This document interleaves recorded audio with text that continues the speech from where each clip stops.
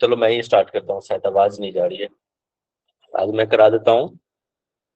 ठीक है, चलिए सभी लोग कमर गर्दन सीधी करके बैठेंगे, आंखों को बंद, लंबी गहरी सांस लीजिए, छोड़िए।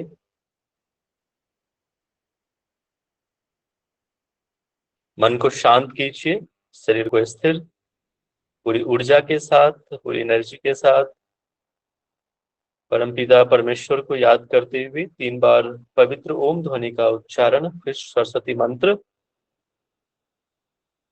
लंबी गहरी श्वास लेंगे। ओम।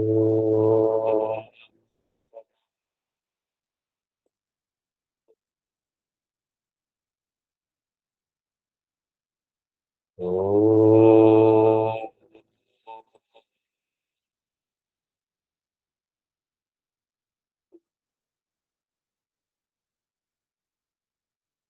ओम।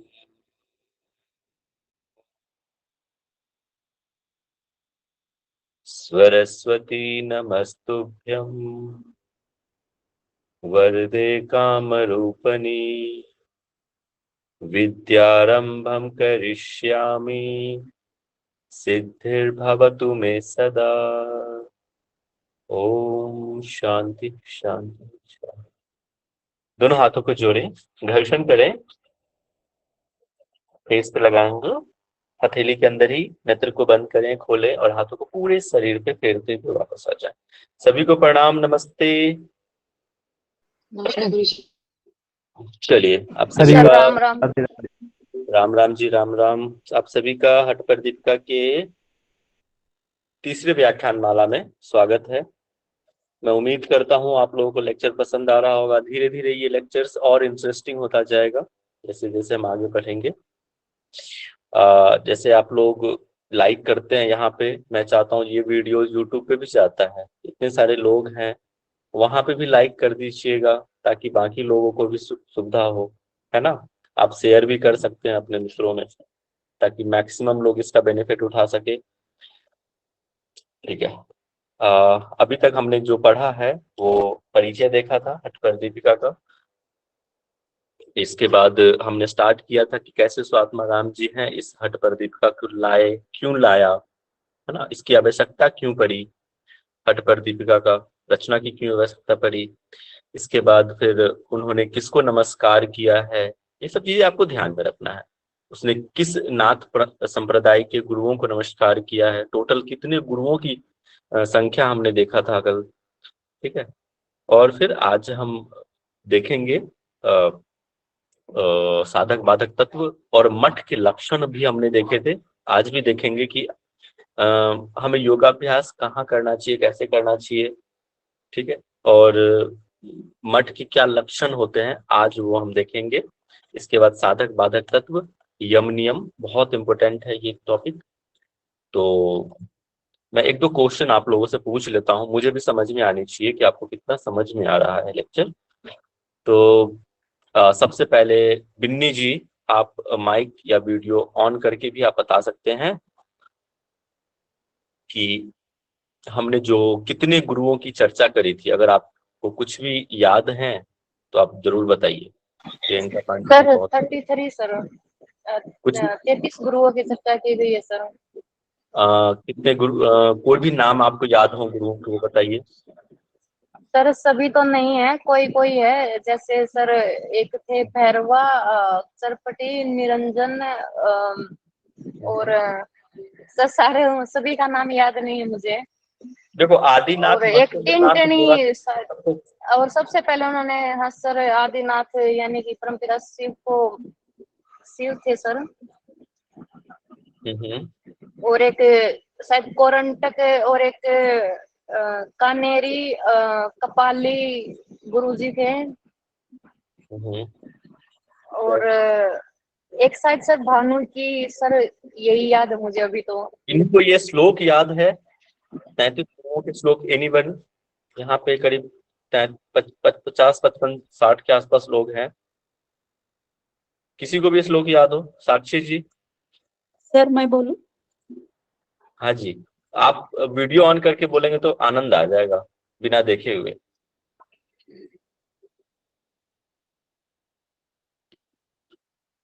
सुनाइए राखी जी, बहुत बढ़िया। श्री आदिनाथ मत्स्येन्द्र शाबरानंद भैरवा चौरंगी मीन गोरक्ष विरूपाक्ष अभिलेषः मंथानो भैरवो योगी सिद्धिबुद्धिश्च कंथड़ी कोरंटकः सुरानंद सिद्धिपादश्च कंथड़ी कानेरी पूजपादश्च नित्यनाथो निरंजन कपाली बिंदुनाथश्च कपाली बिंदुनाथश्च काकचंडीश्वराव्यः अल्लामः प्रभुदेवश्च घोड़ाचोली च टिंटिणिः भानुकी भानुकी नारदेवश्च खंडः कपालिकस्था। Thank you sir. बहुत बढ़िया, बहुत बढ़िया, वेरी गुड गुड। इस तरह से आपको सभी को याद करना है, ठीक है। चलिए आज हम आगे बढ़ते हैं। मैं स्क्रीन प्रेजेंट करता हूँ, आप लोग बताएंगे स्क्रीन शो हो रहा है या नहीं। बहुत बढ़िया रेखा जी, इसी तरह से आप लोगों को भी याद रखनी है, ठीक है। प्रियंका पांडे जी आप बताइए, कौन ये जो हट प्रदीपिका है कौन से शताब्दी की ग्रंथ है? सर 1350 से 1550 ईस्वी। ठीक है, बढ़िया। इसकी रचना किसने करी है? स्वामी स्वात्माराम जी ने। ठीक है, बहुत बढ़िया। शैलेश भाई आप बताएंगे, शैलेश जी, कि जो हट प्रदीपिका है उसमें कितने अध्याय हैं? सर हट प्रदीपिका ग्रंथ में 5 अध्याय हैं कुल, जिनको उपदेश कहा जाता है, लेकिन ये स्वात्माराम जी ने चतुरंग योग की बात की है, जिसमें चतुर्थ उपदेश तक बस ही आता है। चलिए बहुत बढ़िया। सबसे पहले उन्होंने किनको नमस्कार किया है? ज्योति जी बताएंगे।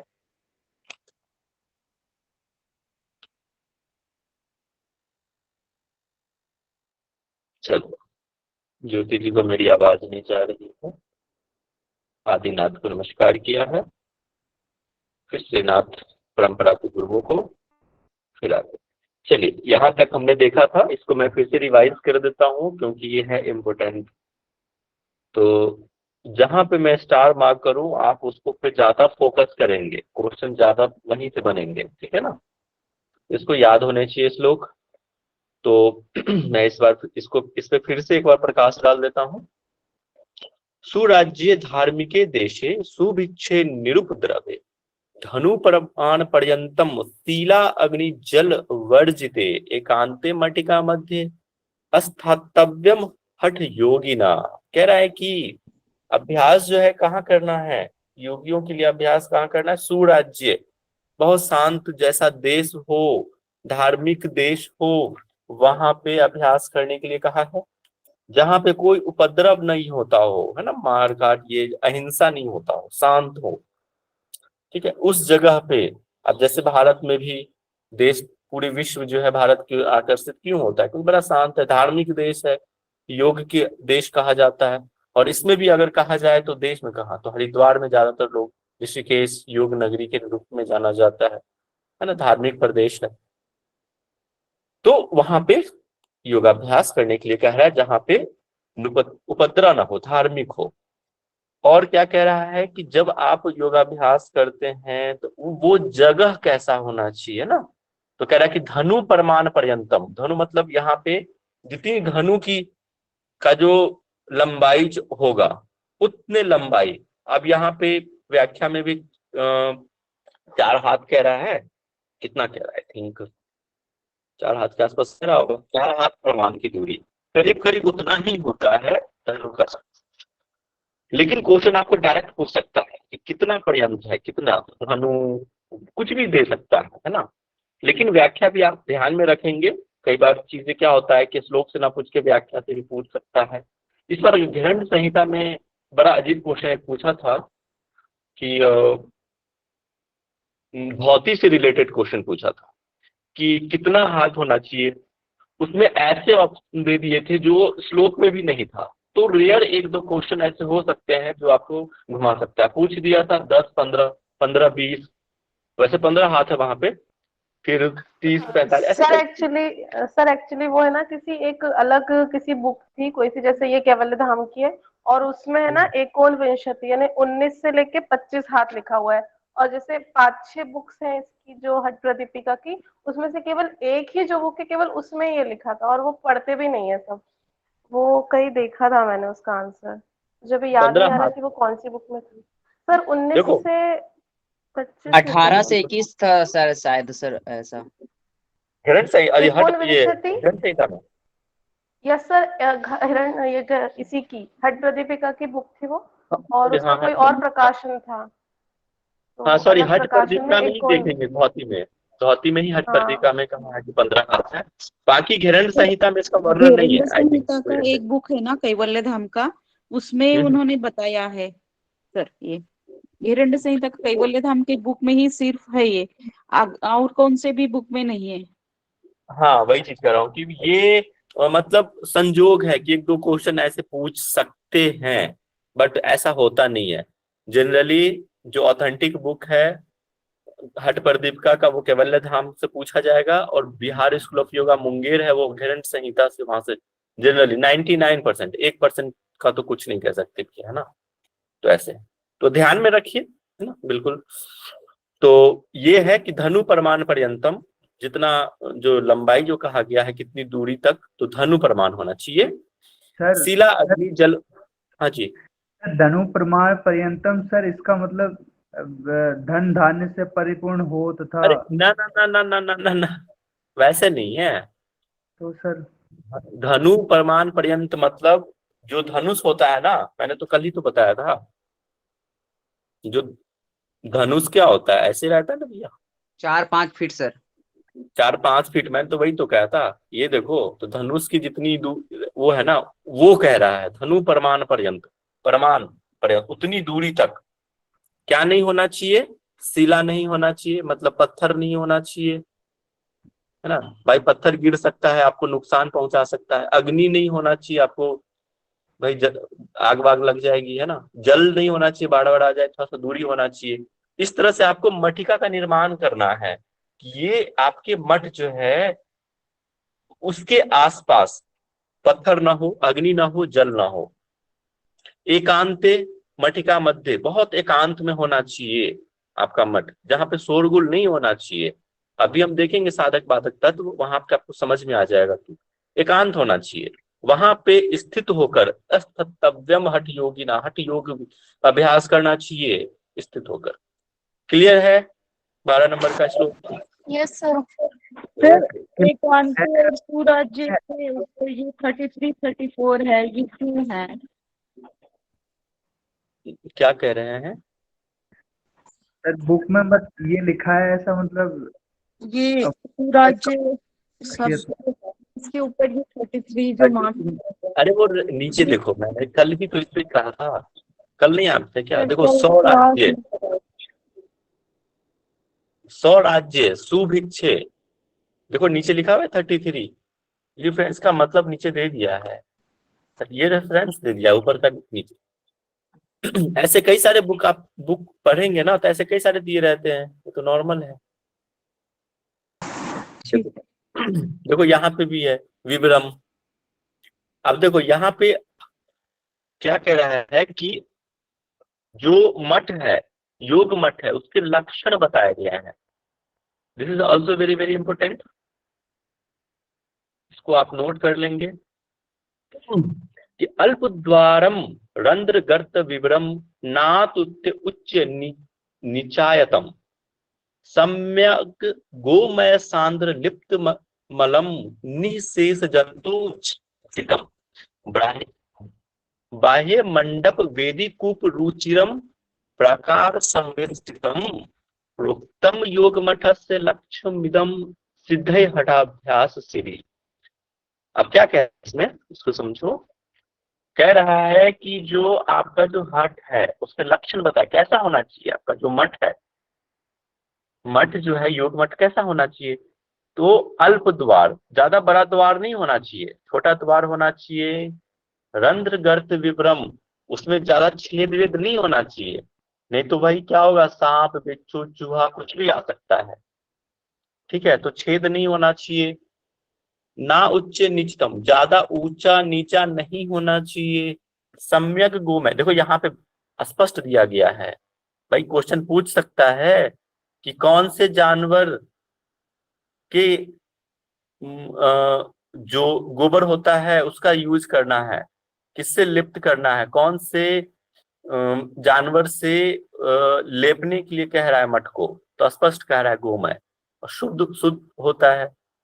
तो सम्यक रूप से अच्छे से मोटे परत अच्छे से क्या करना है, लीपना है। आप गांव में चले जाओ, जो लोग यहाँ पे गांव से होंगे, हमने देखा भी है बचपन में, अब तो नहीं होता, अब तो पक्के के मकान हो गए हैं।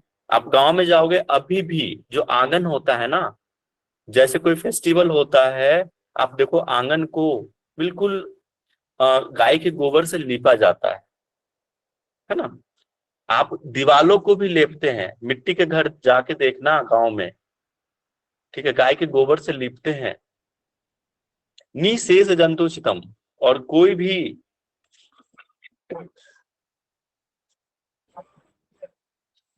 जंतुओं का जो है उसमें प्रवेश नहीं होना चाहिए। इस तरह से इसलिए कह रहा है अच्छे से लिप दो, कोई भी छेद ना हो, ताकि कोई भी जंतुओं का क्या हो, छेद ना हो, कीड़े मकोड़ों का वो रहित होना चाहिए, स्वच्छ होना चाहिए। ठीक है। इसका बाह्य मंडप, आपके जो योग मठ है उसके बाहर क्या होना चाहिए, मंडप। आपने देखा होगा भाई, जिसकी शादी हो गई होगी, आपने देखा होगा कि कैसे मंडप लगाया जाता है, उसमें दूल्हा दुल्हन बैठ के, भाई जो भी क्रिया होती है मंडप, वो तो वैसे ही मंडप कह रहा है कि बाहर आपको सर मंडप आपकी होना voice चाहिए। कट रही है। हाँ जी, आपकी वॉइस सर कट कट के आ रही है। नो सर, क्लियर है। क्लियर है, क्लियर है। भाई क्लियर है, पब्लिक कह रही क्लियर है, थोड़ा सा आप रिकनेक्ट हो जाओ, लेफ्ट करके फिर से ज्वाइन हो जाइए, है ना। बाहर जो है आपका जो योग मठ है उसके बाहर कह रहा है मंडप होना चाहिए, मंडप।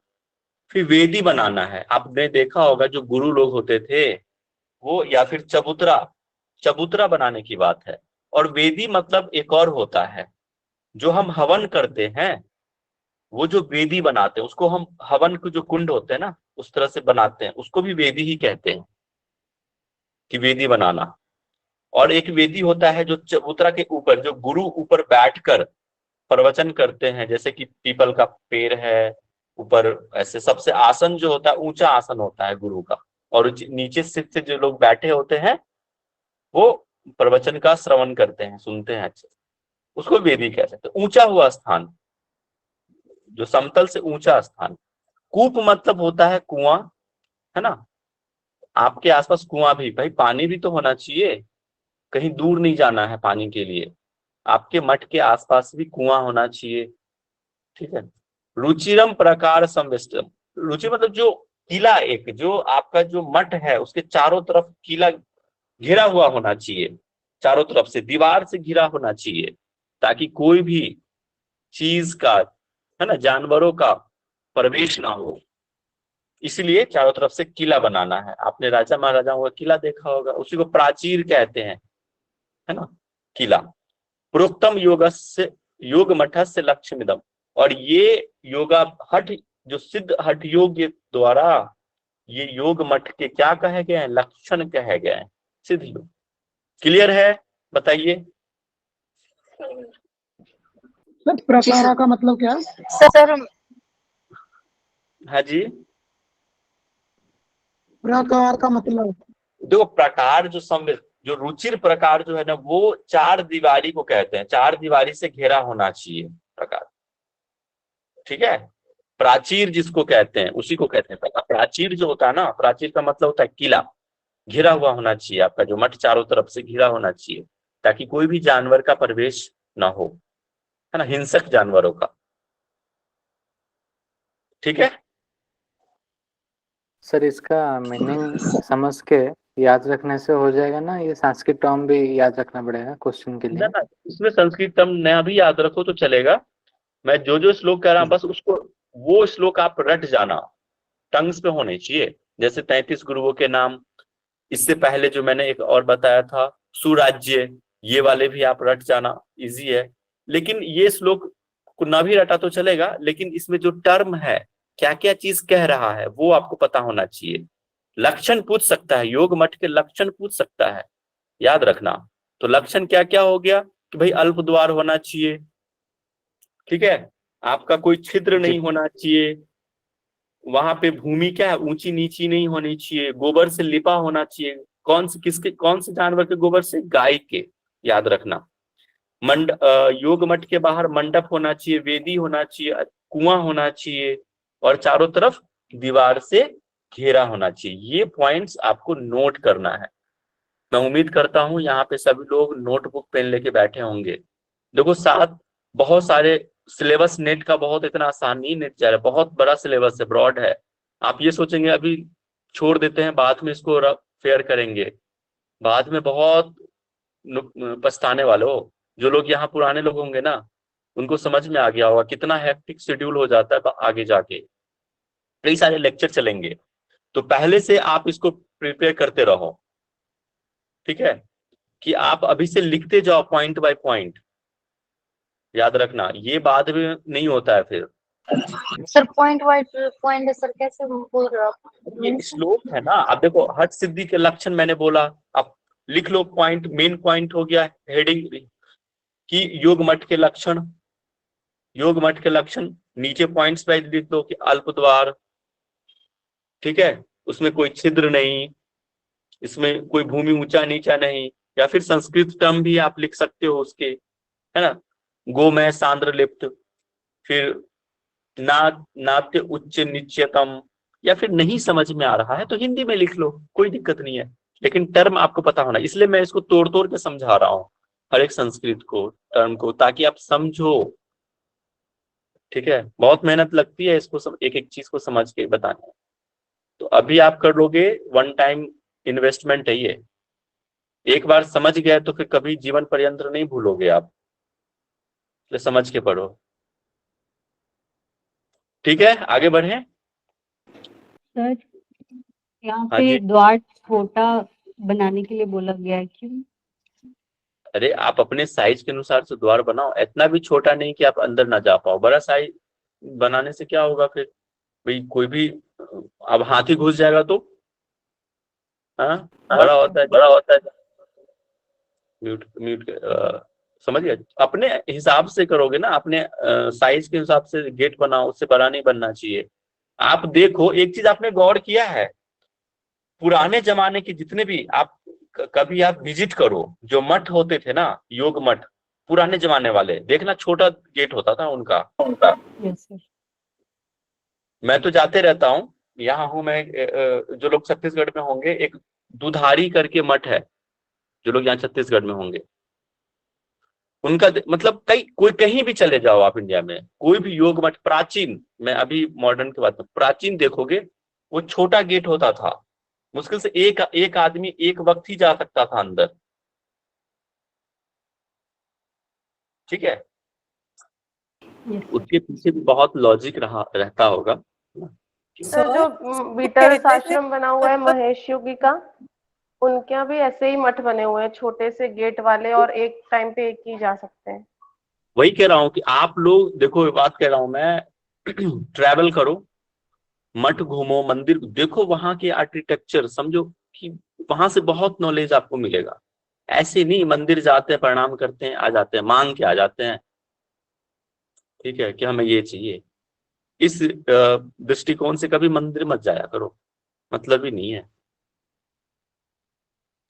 चलिए ठीक वो है। कहते हैं ना कि मतलब सेफ्टी के लिए वो डोर छोटा बनाते थे, जैसे कोई अगर धावा करेगा वो जगह पे तो एक साथ अंदर सारे लोग घुस ना पाए, इसलिए। वही तो कह रहे हैं, मैंने एक एग्जांपल जानवर का ले लिया है ना, आप कोई भी हो सकता है, वो अपने दृष्टिकोण से छोटा बनाते थे कि एक वक्त में एक ही व्यक्ति जा सकता है अंदर, चाहे सर वो वो कोई भी हो।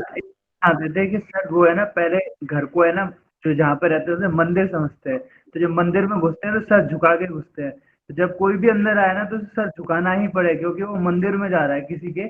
तो इस वजह से है ना, छोटा गेट बना देते और छोटा ही बना देते, ताकि एक बार में एक ही जा पाए और अच्छे से वो अपनी जो बात करनी है गुरु से, या फिर मंदिर में भी ऐसे ज्यादातर होते थे कि छोटे गेट। इसी अच्छा लॉजिक है, ये भी लॉजिक सही है, ऐसा भी हो सकता है ना। चलिए हम आगे बढ़ते हैं। हाँ जी, पूछिए पूछिए पूछिए। ठीक है सर आगे सर बात। ठीक है, लास्ट में पूछ लेना, है ना, चर्चा के लिए समय है हमारे पास, अंतिम में पूछ चर्चा करेंगे। अभी आगे बढ़ते हैं। एवं, देखो एवं लिख दिया है तो मतलब पहले वाले श्लोक से ये रिलेटेड है, समझ रहे हो, ये अलग नहीं है। पहले वाले जो हमने जो श्लोक पढ़ा, ये श्लोक एक दूसरे से कोरिलेटेड है। आपको देखो कैसे, एवं विधे मठे स्थित्वा सर्व चिंता वर्जितम, ये भी बहुत, इससे भी क्वेश्चन बनता है। ग्रुप दिष्ट मार्गेण योग में सदाभ्यासेत, कह रहा है कि कुटी में रहकर, जो कुटी में रहकर स्थित होकर जो आप योगाभ्यास करते हो, 10 तरह की चिंता लेके बैठ जाते हो, कभी आपकी योग साधना सिद्ध नहीं होगी उस वक्त। तो कह रहा है कि सारे ही चिंताओं से मुक्त हो जाइए, सर्व चिंता विवर्जित, सारे चिंता को छोड़ दीजिए, कोई भी चिंता नहीं। जब आप योग अभ्यास करते हैं उस वक्त कोई चिंता नहीं होनी चाहिए, ठीक है। योगाभ्यास करें भैया, किचन में क्या बनेगा, किचन में महिलाएं सोचने लग जाती हैं, पुरुष भी सोचते हैं भैया आज का दिन कैसा जाएगा, कैसे पैसे कमाएं, कैसे, ये सब चीज छोड़ो। मठ में जहां आप अभ्यास करते हैं वहां स्थित होकर सारे ही चिंताओं से मुक्त होकर गुरु के दिए गए उपदेश को, गुरु के द्वारा दिए गए मार्ग पे चलकर, ठीक है, योग का सदा ही अभ्यास करना है, ये कह रहा है। क्लियर है, इसको ध्यान में रखना कि सारे ही चिंताओं से मुक्त होकर, यहां से क्वेश्चन बन सकता है, ठीक है। और किसके द्वारा उपदेश, तो भैया गुरु के द्वारा, है ना। चलिए आगे बढ़ते हैं। सिंपल था, देखो वेरी वेरी इंपोर्टेंट, इससे क्वेश्चन बनता ही बनता है। अब इतना स्टार मार्क कर दिए हैं तो समझ जाओ कि कितना इंपोर्टेंट है ये हमारा है बाधक तत्व, डिस्टर्बिंग एलिमेंट, ठीक है, फॉर योर योगा प्रैक्टिस। आपके योगा अभ्यास में ये बाधक तत्व आपको नुकसान पहुंचाएगा, आपकी साधना को सिद्ध नहीं होने देगा, ठीक है। अब क्या क्या है देख लेते हैं।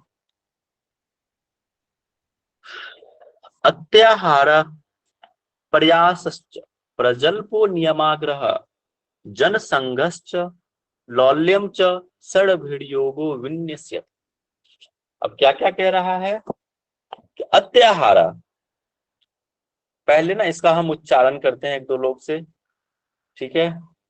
यहाँ पे कौन इसको पढ़ेगा, एक व्यक्ति आइए सामने।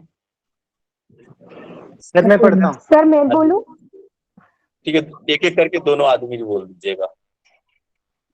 एक, हाँ जी पढ़िए। ठीक है मैं बोलती हूँ।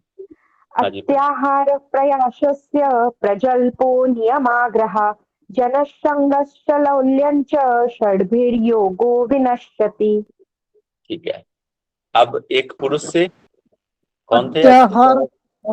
अत्याहारः प्रयासश्च प्रजल्पो नियमाग्रह जनसंगश्च लौल्यं च षड्भिर्योगो विनश्यति। ठीक है, अब इसको समझते हैं कि क्या कह रहा है, ठीक है, कि अत्याहार,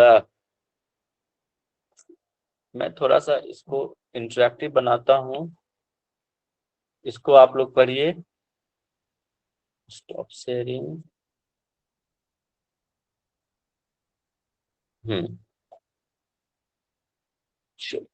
देखो क्या कह रहा है, सबसे पहले कि अत्याहार, कि भैया आपने योग में तो पढ़ा ही था ना कि भाई ज्यादा कंठ भर खाना खा लोगे तो योग साधना सिद्ध हो जाएगी, ऐसा ही पढ़ा था कि हल्का पेट खाने के लिए कह रहा है। अत्याहार मतलब ज्यादा हल्का, बिल्कुल, तो अति नहीं खाना है, ठीक है। यहाँ कह रहा है कि अत्याहार, ये क्या है, बाधक तत्व है योग साधना में। अगर आप ज्यादा खा लोगे तो योग साधना नहीं कर पाओगे, है ना। क्या होगा, आपकी तामसिक प्रवृत्ति बढ़ जाएगी, तमस ज्यादा पैदा होगा, आलस्य पैदा होगा, प्रमाद ज्यादा आएगा, ठीक है। इससे क्या होगी, निद्रा आएगी और फिर योग साधना रह जाएगी पीछे। तो ये भी बाधक तत्व, अत्याहार, समझ गए। इसके बाद प्रयास, ज्यादा ही अपनी क्षमता से ज्यादा ही श्रम करोगे, ठीक है। भाई आपकी क्षमता है कि हम मान लेते हैं कि 20 बार सूर्य नमस्कार कर सकते हैं, लेकिन उससे ज्यादा करोगे तो क्या होगा, अधिक श्रम करोगे तो क्या होगा, बताओ। थकान हो जाएगी, अगले दिन योग अभ्यास नहीं कर पाए। शरीर में दुर्बलता आनी शुरू हो जाएगी।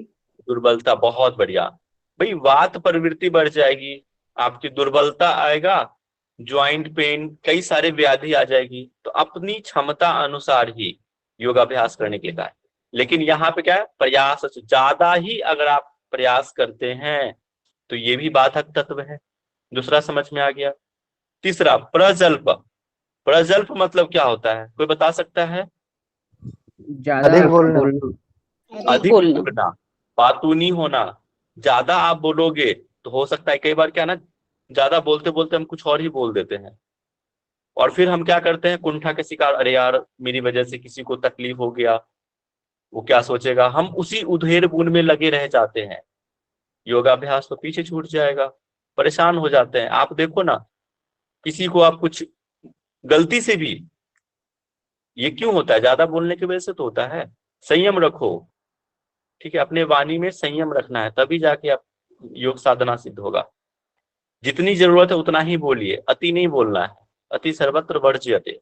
ज्यादा बोलोगे, कुछ और बोल दोगे और दिन भर आप परेशान रहोगे कि अरे यार हमने उनको ये कह दिया।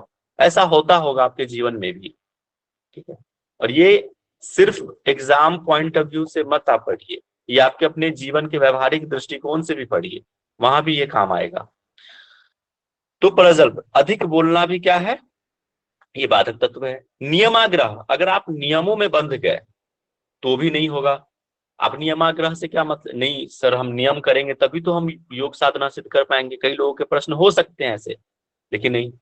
अब मान लेते हैं कि आप आज बुखार से ग्रसित हो, ठीक है, बीमार हो, क्या सुबह उठ के योगाभ्यास कर लोगे? नहीं। उस वक्त क्या आपको फ्लेक्सिबल होना है, टाइम के अकॉर्डिंग, एक्सरसाइज के अकॉर्डिंग, सब कुछ अपने तरीके से। अब भाई नी पेन है, घुटने वाले एक्सरसाइज नहीं करें हम, है ना, ताकि दर्द बढ़ जाए। नियमों में नहीं बंधना है। मौसम खराब है फिर भी हम, सर्दी का मौसम है भाई, 4 ब्रह्म मुहूर्त में ही हम उठेंगे, नहीं, हम लेट से भी उठ सकते हैं, ठीक है। तो नियमों में नहीं बनना है। इससे सर नियमाग्रह का एग्जैक्ट मीनिंग क्या बताया आपने? नियमाग्रह मतलब ज्यादा नियमों के साथ जो बंधे रहते हैं ना, आगे ज्यादा नियम के साथ जुड़े रहते हैं, उनकी योग साधना सिद्ध नहीं होती, वो फेल हो जाते हैं, ठीक है। वही अभी मैंने एग्जांपल क्या दिया, सर्दी का मौसम है लेकिन हम उठेंगे 3 बजे ही, आप लेट भी उठ सकते हो। तबीयत खराब है, हाँ सही क्या प्रियंका पांडे जी ने, कि नियमों के अधीन नहीं रहना, नियमों के अधीन को ही कहते हैं नियम, उसके अधीन रहोगे सर वो होता है ना कि ठीक है। हाँ जी, नीलम सोनी जी भी, नीलू सोनी जी भी कह रहे वो हैं, कहते हैं ना सर कि कोई कहता कि मैं 4 बजे ही उठता हूँ। तो फ्लेक्सिबल होना है थोड़ा सा, इतना भी मत हो कि वो आपको बीमार और ज्यादा बीमार कर दे। अब भाई आप बीमार हो, जल्दी उठ जाओगे, सर्दी का मौसम है, कोल्ड, और कहते नहीं मैं सुबह उठ के भी, ठंड का मौसम हो चाहे गर्मी हो, हम सुबह उठ के नहा धो के ही योगाभ्यास करेंगे, कोई दिक्कत नहीं, आप थोड़ा लेट से उठो ना। ठंडे पानी से मत नहाओ भाई, गुनगुना पानी से नहाओ। ठंडे पानी से नहाओगे क्या होगा, वात और बढ़ जाएगा। समझ, जो कहते हैं ना, जो वात प्रवृत्ति के होते हैं उनको गुनगुना पानी से नहाना चाहिए। अपनी प्रकृति के अनुसार नियमों का फेरबदल जरूरी है, ठीक है, इसको कहते हैं नियमाग्रह। तो ये हमारे क्या थे, बाधक तत्व थे। इसके बाद और क्या सर है जी, नियमाग्रह में ये भी कह सकते हैं कि देश काल पात्र के हिसाब से भी व्यक्ति को थोड़ा बदलना चाहिए, इसलिए अगर ज्यादा कोई नियमाग्रह मतलब नियमों का पालन करते रहेंगे तो देश काल पात्र के हिसाब से या वक्त के हिसाब से जनरेशन जितना बदलती है, थोड़ा उनके साथ अगर एडजस्ट नहीं करा तो कहीं ना कहीं इससे उस इंसान को, उस साधक को ही तकलीफ होगी। हाँ जी, भाई तो कह रहा हूँ एडजस्ट जरूरी है ना, ठीक है, एडजस्टमेंट होना चाहिए ना। इसके बाद क्या है नियमाग्रह में जनसंघ। अब ज्यादा लोगों से मिलोगे, ठीक है, तो ज्यादा ही आप चीजों में, विषयों में, भाई बहुत लोग आप मिलोगे, 10 लोग दुखड़ा अपना सुनाएंगे, वो लोग अलग दुखड़ा सुनाओगे, भाई उसके दुखों को लेकर आप परेशान रहोगे। इसीलिए कह रहा है जो योग साधना करते हैं ना वो देखना इसलिए क्यों कहा एकांत में। इससे पहले वाले श्लोक में हमने पढ़ा था ना कि आपका जो मठ है वो क्या होना चाहिए, एकांत में होना चाहिए, एकांत में योगाभ्यास करना है, ठीक है। तो ज्यादा लोगों से मिलोगे तो भाई योग साधना, यहाँ पे बाधक तत्व क्या हो गया, जनसंघ परित्याग भी करना, जनसंघ, ये बाधक तत्व हो गया जनसंघ, ज्यादा लोगों से मिलना भी बाधक तत्व है। इसके बाद लौल्यम। लौल्यम क्या होता है, लौल्यम मतलब होता है चंचलता। प्रत्याहार आपने पढ़ा था ना पतंजलि योग सूत्र में, मन की चंचलता, भाई उसको जब तक कंट्रोल नहीं करोगे, ठीक है, ध्यान इधर उधर भटकेगा, तो उसको कंट्रोल भी करना, तभी योग साधना सिद्ध होगा। तो लौल्यम का मतलब होता है चंचलता। चंचलता भी क्या है आपकी योग साधना में विघ्न उत्पन्न करता है। षड योगो विन्यसति, और ये षड जो है 6 अभी हमने जो देखे बाधक तत्व, ये आपकी योग साधना को नुकसान दे, विनाश कर देगा, है ना। ये बाधक तत्व योग मार्ग में प्रगति नहीं होने देगा आपको, तो इसको ये ध्यान में रखना, ये आपके जीवन में भी अप्लाई करना है, ठीक है। हाँ जी सचिता जी, लास्ट में पूछ लेना जिनको भी जो पूछना है, डिस्कस करेंगे। अब हम नेक्स्ट देखते हैं बाधक तत्व, ठीक है। तो बाधक तत्व क्या है,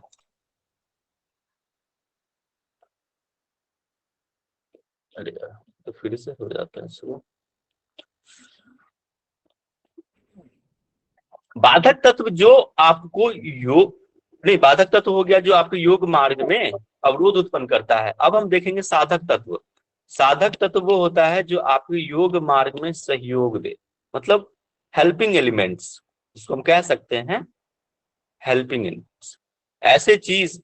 और वेरी वेरी इंपोर्टेंट, ये आपके जीवन में भी अप्लाई होना चाहिए, ऐसा नहीं सिर्फ नेट जेआरएफ के दृष्टिकोण से आप इसको याद कीजिए और पढ़िए।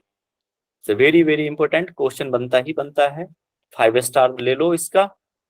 और सभी लोग एक बार इसको मन ही मन, मैं एक बार पढ़ता हूं, आप लोग दोहराना भी साथ में, ठीक है। उत्साहात सहसा धैर्यात तत्व ज्ञानाश्च निश्चयात जनसंग परित्यागात षड योग प्रसिद्ध्यति। इससे पहले वाले जो देखा था उसमें भी एक दो देखो कॉमन है। अब पहले क्या था, जनसंग था और इसमें परित्याग करना है, वही चीज था। जस्ट एक एक करके समझते हैं कि क्या होता है। उत्साहात, एक बार आप लोग पढ़ो, कोई एक व्यक्ति, जो लास्ट टाइम जिसने पढ़ा था वो नहीं, कोई अलग, कोई दूसरे व्यक्ति मैं पढ़ता हूँ, पढ़ो पढ़ो। उत्साहात् साहसा धैर्यात् तत्व ज्ञानाश्च निश्चयात् जनसंग परित्यागात् षड्भिर्योग प्रसिद्ध्यति। बहुत बढ़िया। एक कोई फीमेल से योग साधिका, मैं पढ़ूं? हाँ जी पढ़िए। उत्साहात साहस धैर्य तत्व ज्ञानाच निश्चयात जनसंग परित्यागात षड्भिर्योगः प्रसिद्ध्यति। अब देखो, अब इसको भी मैं थोड़ा सा आप लोग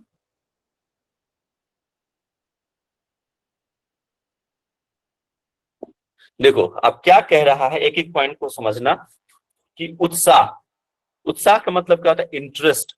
अभी हम पढ़ रहे हैं, अगर आपका हठ प्रदीपिका में इंटरेस्ट नहीं आएगा ना, ठीक है, तो फिर ये आगे नहीं जाएगा। फिर आपको लगेगा 1 दिन लेक्चर किया, 2 दिन लेक्चर किया, 3 दिन किया, फिर मजा नहीं आ रहा है, इंटरेस्ट नहीं आ रहा है, तो आप छोड़ दोगे, लेक्चर नहीं करोगे। लेकिन जब आपका इंटरेस्ट बढ़ना शुरू हो जाएगा, उत्साह आने लग जाएगा कि हाँ अब हमें करना है, मजा आ रहा है भाई, ये लेक्चर सुन के, पढ़ के मजा आ रहा है, ये आपको क्या करेगा, आपके नेक्स्ट स्टेप के लिए आगे कि नहीं हमें कल का भी लेक्चर करना है, परसों का भी करना है, और मजा आ रहा है और मजा आ रहा है और मजा आ रहा है, और धीरे धीरे क्या होगा, आप धीरे धीरे अपनी योग साधना में लीन होते चले जाओगे। ध्यान करते हैं, मजा नहीं आ रहा, एक दिन करोगे, 2 दिन करोगे, छोड़ दोगे उसको। इसी को कहते हैं इंटरेस्ट। ठीक है, उत्साह होना चाहिए किसी चीज के प्रति। उत्साह नहीं है तो फिर योग साधना सिद्ध नहीं होगा। समझ रहे हैं? तो इसलिए कहते हैं ये आपके जीवन में भी अप्लाई होना चाहिए। आप नेट जेआरएफ की तैयारी करते हो, उसके लिए लालायित नहीं होगे, उत्साह नहीं दिखाओगे, तो फिर आगे बढ़ ही नहीं पाओगे, रास्ते में ही छोड़ दोगे आप। ठीक है, तो उत्साह होना बहुत जरूरी है। ये आपके योग साधना में हेल्प करेगा, आपके डेस्टिनेशन तक ले जाने में हेल्प करेगा। उत्साह होना बहुत जरूरी। सेकंड है साहस। भाई उत्साह तो है लेकिन साहस ही नहीं है, ठीक है, तो भी आप इसमें सफल नहीं हो पाओगे। करेज होना चाहिए कि नहीं हम वहां तक पहुंच के रहेंगे। आपकी जो है साहस होना चाहिए किसी चीज को पाने के लिए। एक उत्साह और साहस बहुत छोटा सा डिफरेंस है लेकिन है। एक तो हमने इंटरेस्ट दिखाया, उत्साह, इसके बाद साहस दिखाना है, मतलब करेज दिखाना है उस चीज के प्रति। उत्साह आ गया, अरे हम तो बहुत उत्साहित हैं लेकिन हम पढ़ नहीं रहे हैं, ठीक है, अरे मजा आ रहा है बट हम अभ्यास नहीं कर रहे हैं, सर अच्छा पढ़ाते हैं बट हम पढ़ नहीं रहे हैं खुद से, फिर कोई मतलब नहीं है। तो आपको उस चीज के लिए जो हमें प्रेरित करता है उसको उत्साह कहते हैं, साहस कहते हैं। ठीक है, मजा आ रहा है, आपको करना है, साहस दिखाना है उस चीज को पाने के लिए, तो उसको साहस कैरेज कहते हैं। अब ये 1 दिन 2 दिन का प्रोसेस नहीं है, 6 महीना चलेगा। ये दिसंबर में एग्जाम होगा आपका, आप नवंबर अक्टूबर आते आते पेशेंस खो दोगे। ठीक है सर आपकी स्क्रीन बंद है सर, शो नहीं हो रही। नहीं, मैं अभी बता रहा हूँ ना, एक बार तो मैंने श्लोक बता दिया है आप लोग के साथ। देखो थोड़ा सा इंटरेक्टिव बना रहा ताकि आप हमारे मुद्राओं को, भाव भंगिमा को समझो। हम जब हम एक दूसरे से इंटरेक्ट होते हैं ना तो चीजें ज्यादा समझ में आती है। ये इम्पोर्टेंट है, इसलिए मैंने स्क्रीन को बंद करके आपके साथ रूबरू हो रहा हूँ। ठीक है, ताकि आपका ध्यान जो है इधर उधर से न भटके, किचन की तरफ ना जाए, मोबाइल की तरफ ना जाए, ध्यान हम आपका यहाँ रहे। दैट्स वाई मैंने स्क्रीन को बंद करके आपके साथ डायरेक्ट आया। ठीक है, इसके बाद धैर्य, पैसेंस होना चाहिए। ठीक है, आपको सही बोला प्रियंका पन्ने की, आपको कंफर्ट जोन से बाहर आके साहस दिखा के काम करना, पैसेंस होना है। भाई 6 महीना लगातार अभ्यास करना है, 1-2 दिन का खेल नहीं है। योगाभ्यास निरंतर चलता रहता है, ऐसे ही हट सिद्धि नहीं मिल जाती है, हट योग में सिद्धि नहीं मिल जाती, 1-2 दिन का अभ्यास नहीं होता, सालों साल चलते रहता है। इसके लिए आपको पैसेंस होना बहुत जरूरी है। नेट जेआरएफ ऐसे नहीं होगा, आपको 6 महीने अच्छे तरीके से पढ़ना पड़ेगा। तो नेक्स्ट क्या है हमारा साधक तप, वो है पैसेंस, धैर्य। इसके बाद तत्व ज्ञान, ट्रू नॉलेज, रियल नॉलेज आपको होनी चाहिए। मैं यहाँ पढ़ा रहा हूँ, आपको पता, भाई नॉलेज दे रहा हूँ आपको, ऑथेंटिक बुक्स। ऐसा नहीं कि मैंने बुक छोड़ दिया है, कहीं और से कुछ भी नॉलेज दे रहा हूँ, कुछ और कह रहा हूँ, वो फिर ट्रू नॉलेज नहीं है। आपको ऑथेंटिक बुक से एक एक चीज को समझा के पढ़ा रहा हूँ, एक ट्रू नॉलेज दे रहा हूँ। आपको भी किसी भी योग साधना सीखते हैं, अच्छे गुरु के मार्गदर्शन में सीखना है। ऐसे नहीं कि किसी के भी मार्गदर्शन में सीख लिए। तो सही नॉलेज वही देगा जिसके पास सही नॉलेज है और जिसको सही नॉलेज परखने की क्षमता है। ऐसा नहीं है कि कोई भी चीज, आजकल तो ऐसे ही भतेरी इधर उधर योग गुरु बैठे पड़े हैं, कुछ भी किसी को किसी तरह की नॉलेज दे देते हैं। ठीक है, तो वैसे भी नहीं होना चाहिए, ऑथेंटिक नॉलेज लेना है योग अभ्यास का। नहीं तो क्या होगा, गलत आप ये कहते हैं ना कि नुक्ता के हेर फेर से खुदा क्या होता है, जुदा हो जाता है। समझ रहे हैं? तो आपको ट्रू नॉलेज भी होना चाहिए। ठीक है, ये है साधन। इसके बाद आता है निश्चय। निश्चय करना है भैया, भाई हम तो नेट जेआरएफ क्लियर करके ही रहेंगे, चाहे परिस्थितियां कैसी भी हो। हम योगाभ्यास करेंगे ही, चाहे परिस्थितियां कैसी भी हो। मैं जब लेक्चर लेता हूं ऐसे योगाभ्यास का, उनको ये संकल्प दिलाता हूं कि हमें रोज योग का अभ्यास करना है, चाहे परिस्थितियां कैसी भी हो, चाहे मौसम खराब हो, ठंड हो, बरसात हो, कैसा भी हो, परिस्थितियां कैसी भी बदल जाए, लेकिन योग का अभ्यास करना है। नियमाग्रह, आप सोच रहे होंगे सर ने तो अभी कहा था कि नियमाग्रह की बात। अरे भैया आप बीमार हैं तो आप रेस्ट कर लो 1 दिन 2 दिन। ऐसा नहीं कि योगाभ्यास छोड़ देना है, बीमार हो गए छोड़ देना नहीं, आपको करना है। ज्यादा बीमार हो रेस्ट कर लीजिए, फिर से स्टार्ट कीजिए, छोड़ना नहीं है। ठीक है, अभी आप बीमार हैं कोई बात नहीं, थोड़ी देर के लिए आप पॉज कर सकते हो स्टडी को, जब ठीक हो जाओ फिर ये स्टार्ट करो।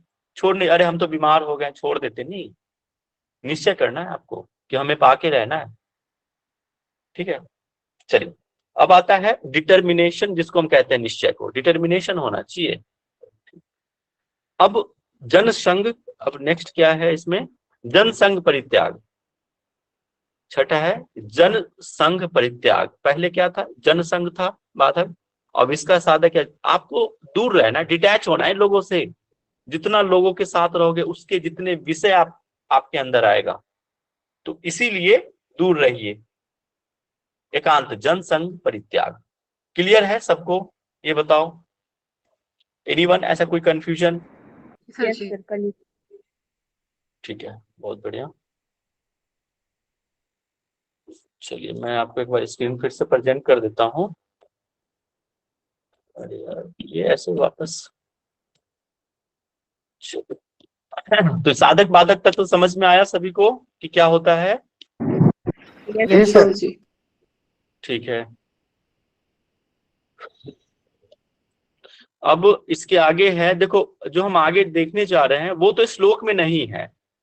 अगर आप किसी और बुक में देखोगे ना तो वहां शायद दिख जाए श्लोक में, लेकिन इसके अंदर नहीं है, बहुत कम चांसेस मिलता है। बट आप इसको प्रिपेयर रखो कि हो सकता है पूछ दे, क्योंकि इम्पोर्टेंट है, क्योंकि हम पढ़ने जो जा रहे हैं वो है यम नियम। बताइए पतंजलि योग सूत्र में कितने यम नियम थे? 5 यम 5 नियम। कौन कौन से थे? अहिंसा, सत्य, अस्तेय, ब्रह्मचर्य, अपरिग्रह, यम, स्वाध्याय, ईश्वर प्रणिधान नियम। बस बस मछली बाजार ना बनाओ, आप एक एक करके बोलो। हमें पता है आप लोग बहुत बुद्धिमान है, एक एक करके बोलना है ना। चलिए तो हमने ये देख लिया ये श्लोक, ठीक है, इंपॉर्टेंट है, रट जाना। ठीक है, श्लोक के साथ, इसमें श्लोक के साथ साधक बाधक तत्व आपको श्लोक के साथ रटे होने चाहिए ढंग से। इसके बाद इससे पहले शायद है, कहाँ गया,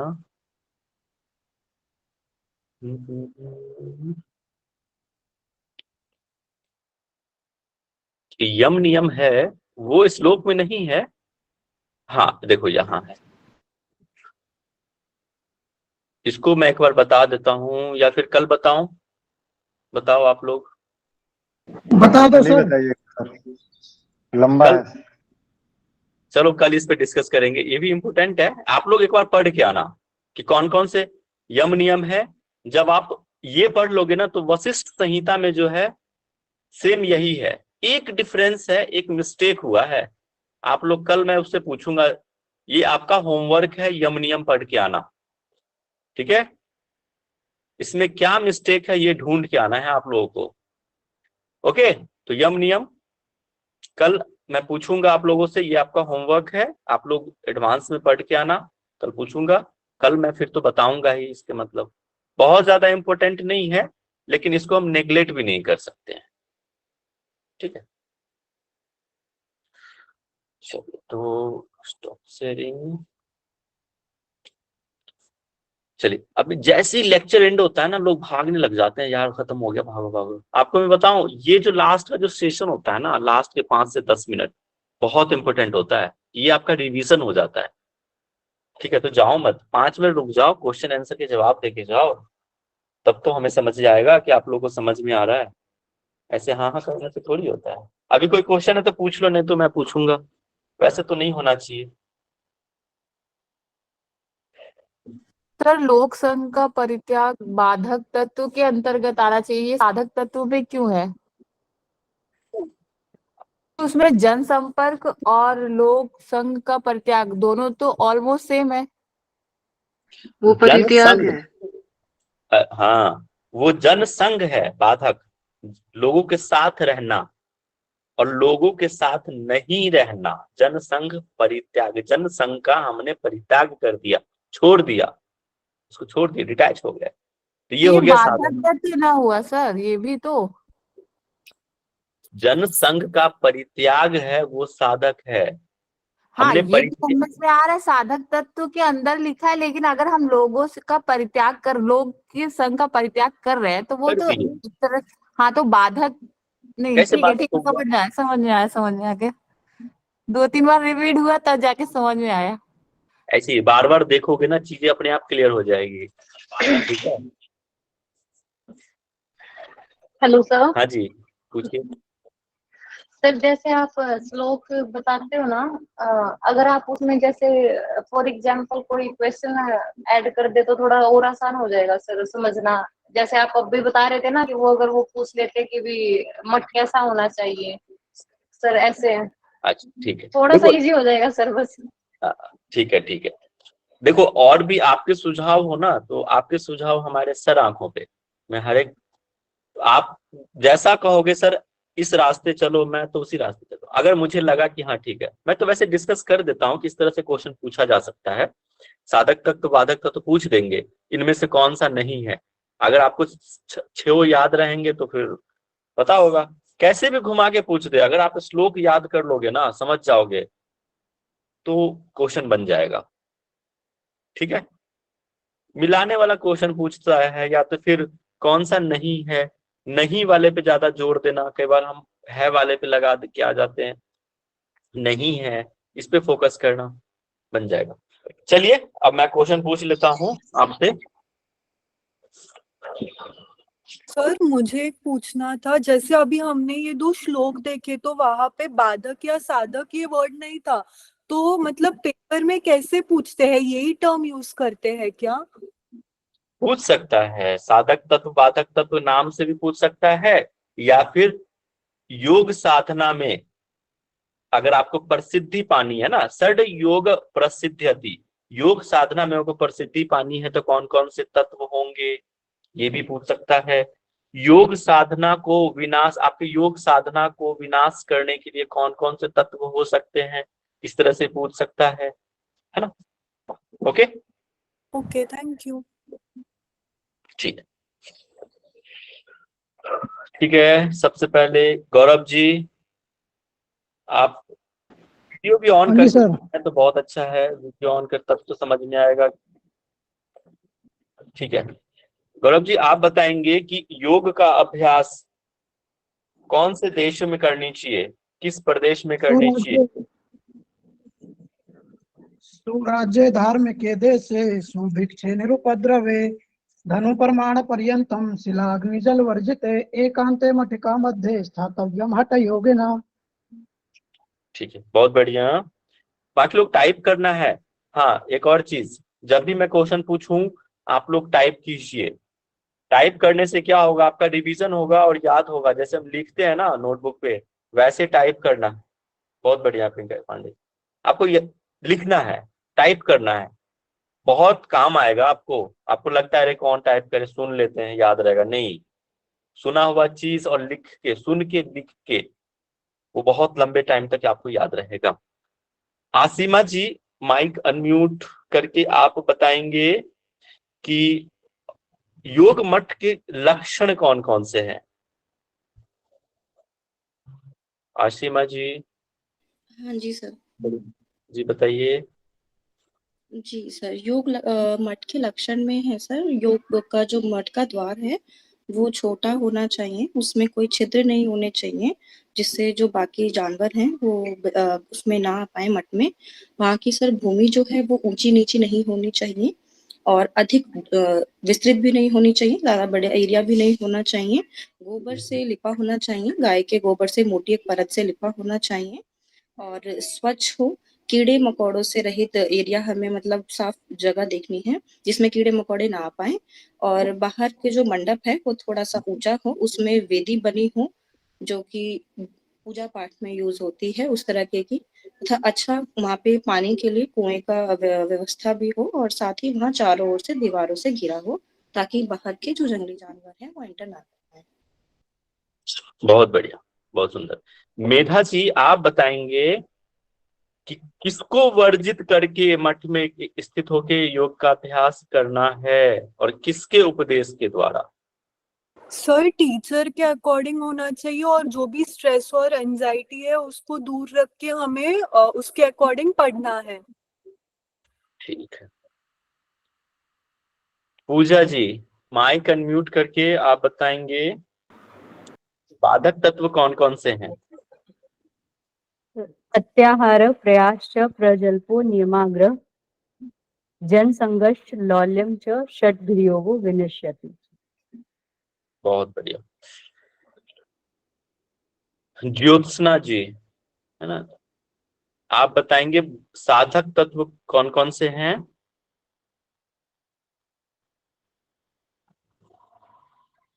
Sir, can I say it in English? मतलब Sanskrit pronunciation. What are the helping elements? नहीं, मैं इंग्लिश में बता सकती हूँ क्या सर? हाँ, बता इंग्लिश में। Yes, you can. Okay. So sadhak tattva, you should have उत्साह, that is interest. You should have courage. साहस होना चाहिए, फिर धैर्य होना चाहिए, ट्रू नॉलेज होना चाहिए और एक फर्म डिटर्मिनेशन या फिर एम जो भी करना है आपको, एक फर्म डिसीजन होना, लाइक अपने खुद के साथ एक प्रॉमिस करना चाहिए कि यही करना ही है मुझे। Then detachment from the people, और जितना हो सकता है डिटैच होकर रहना चाहिए। Very good. अंकुर जी, लौल्यम का मतलब क्या होता है? बहुत बढ़िया, सभी लोग टाइप कर रहे हैं। अंकुर, चलिए यजुरे जी, युजरे जी सर जी। हाँ, आप बताएंगे लौल्यम का मतलब क्या होता है? बहुत बढ़िया। वेवरिंग माइंड, मन की चंचलता। हाँ, ओके। शालिनी जी, आप बताएंगे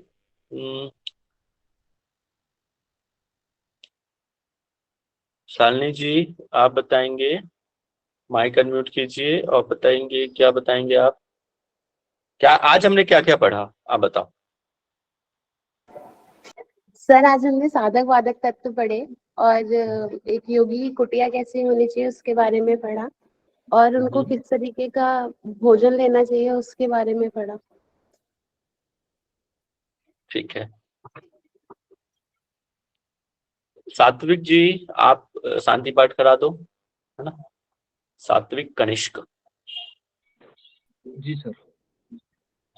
सर थोड़ा सा नेटवर्क प्रॉब्लम है, अगर वॉइस क्लियर आ रहा होगा तो बन जाएगा। अभी क्लियर है, अदरवाइज आप देख लो, नहीं तो फिर मैं किसी और को बुलाऊंगा।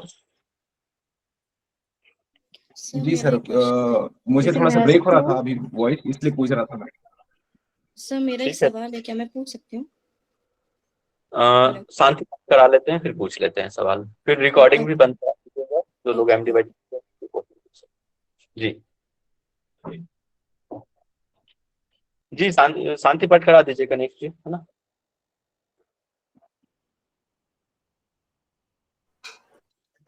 जी सर।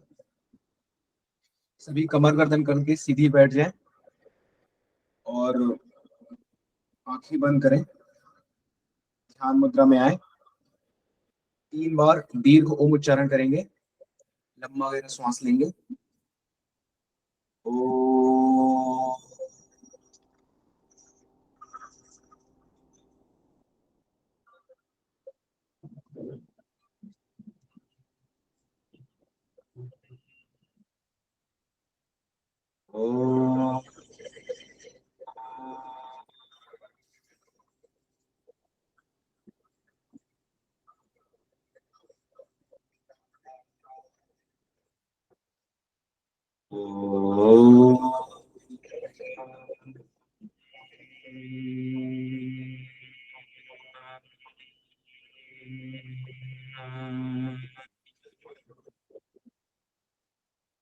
सर्वे भवन्तु सुखिनः, सर्वे सन्तु निरामया, सर्वे भद्राणि पश्यन्तु मा कश्चित् दुःखभाग् भवेत्।